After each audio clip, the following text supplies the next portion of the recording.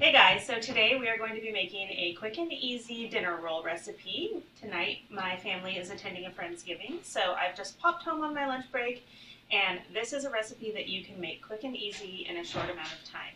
So let's get started. Okay, so in a mixing bowl, we are going to start with 1¼ cups of hot water, 1¼ cups of room temperature milk, to that, I'm going to add 1 tablespoon of sugar,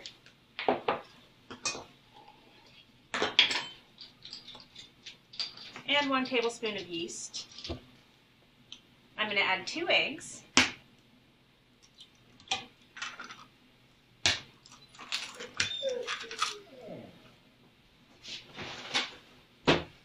and then I'm going to add approximately 6 cups of flour. Now, as you know, if you've done any baking, flour is a your mileage may vary ingredient. You'll notice I did not wait for my yeast to do anything. If you don't trust your yeast, I recommend waiting for it to bubble up, but I use this yeast a couple times a week. This brand has never failed me.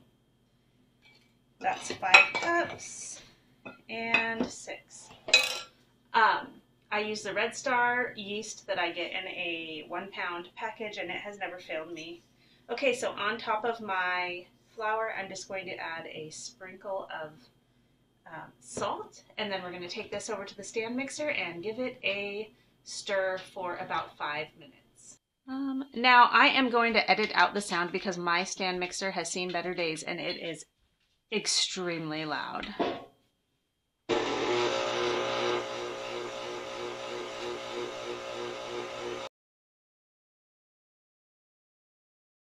Hey guys, so I thought while I have my mixer muted, I would go ahead and explain to you why I mentioned using Red Star brand yeast, but in the video you're seeing a Fleischmann's jar.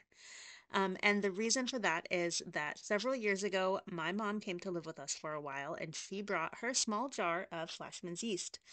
And once that was used up, I've just ever since been refilling that small jar from my pouches of Red Star yeast. Those 1-pound pouches are not resealable, so I keep the whole big pouch in the freezer inside of a Ziploc bag, and then I just refill my small jar as needed. So that is why you're seeing a Fleischmann's jar, but I do use Red Star yeast. And I'll link that below for you. As I said before, it has been very reliable for me all these years.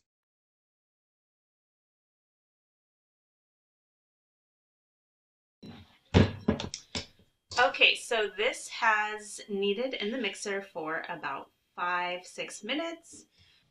If while you're mixing it you find that it's not forming a ball, go ahead and add a few more tablespoons at a time of flour until it does come together into a nice cohesive ball. Now what you're looking for is a dough that is soft and stretchy but not sticky. So just keep adding a little bit flour at a time until you get to that consistency. Again, it's between 6 and 6½ cups generally, but flour is just one of those ingredients that really depends on the flour you're using and even factors such as the humidity where you live. So you'll have to play with that quantity a little bit. But now that we've got this mixed, I'm going to set it aside and let it rise for 20 to 30 minutes until it's about doubled. Okay, so our bread is done rising, and we're going to go ahead and punch it down, form some rolls, and then let it set for its second rise. So when we punch down dough, we are literally just punching it down. We're just pushing all the air out.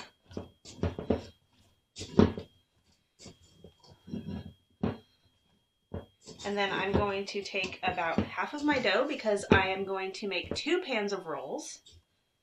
And I'm just eyeballing about half.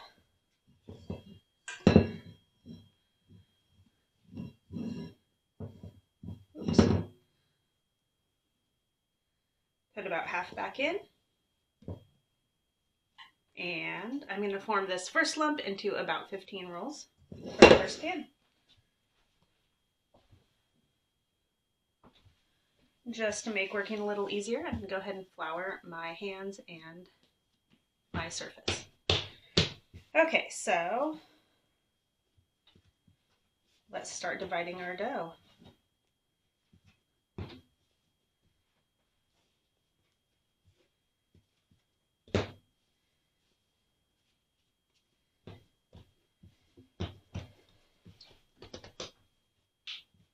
Okay, so it looks like I'm going to get about 2 dozen because I just don't feel like dividing it any further.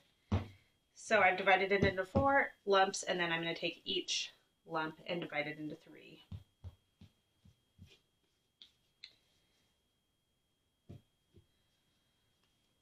Get these as even as you can, but we're not too worried about making it perfect. People are just going to gobble these up and never look at them again.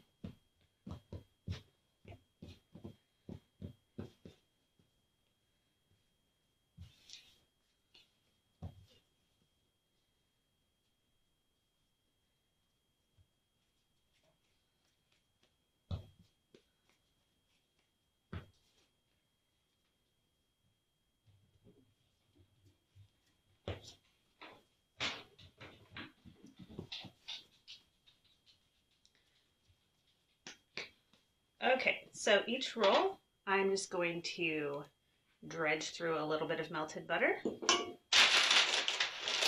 And then I'm going to place them in a parchment-lined pan because, as we know, I don't like doing dishes, so anything I can do to make it a little easier, I will do.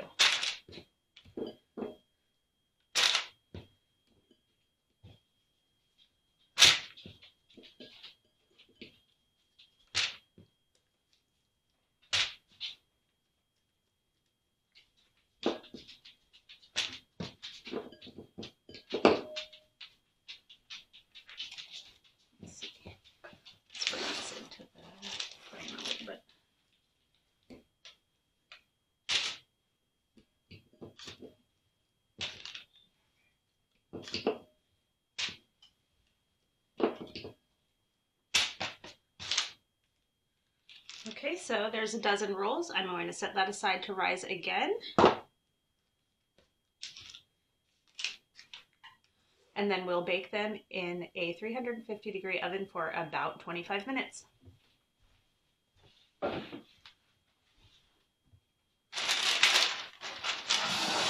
I'll do the same thing with my second lump.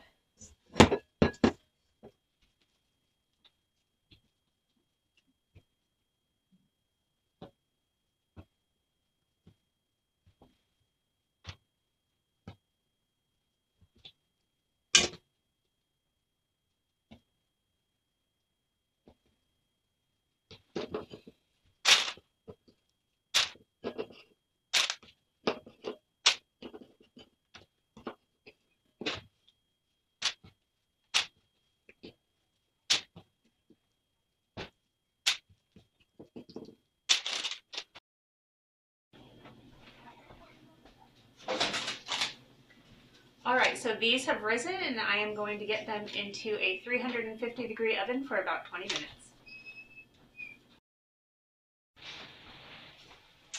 Hey guys, welcome back to my YouTube channel. Today we're filming at a very narrow angle to make you not know how messy the kitchen is. Whoa!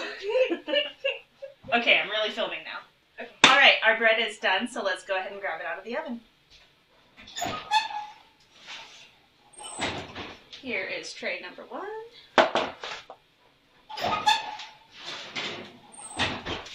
And number 2. Alright, let me set this down and then I'll get you a better angle. Okay, so here is our completed rolls, and I'm going to just go ahead and grab the parchment and transfer these out so they can start to cool.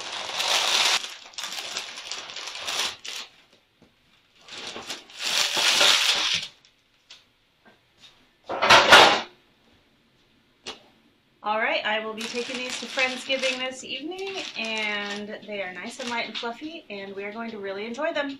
If you make this recipe, let me know in the comments, and I'll catch you guys next time.